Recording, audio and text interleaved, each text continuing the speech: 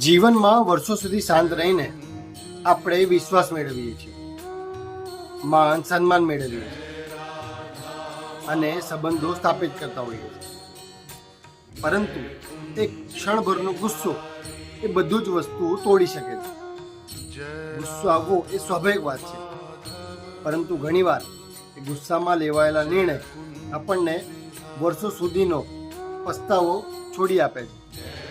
માટે જ્યારે પણ ગુસ્સો આવે ત્યારે પળભર માટે મૌન સ્થાપિત કરી લો, ઊંડો શ્વાસ લેવો અને એક વિચાર કરો કે શું હું પળભરના ગુસ્સા માટે મારી વર્ષોથી કમાયેલી મહેનત ગુમાવવા માટે તૈયાર છું?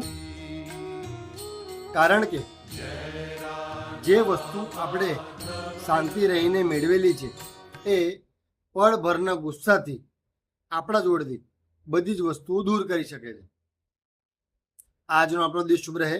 જય માતાજી, જય શ્રી કૃષ્ણ, જય અંબે, વંદે માતરમ, ભારત માતા કી જય.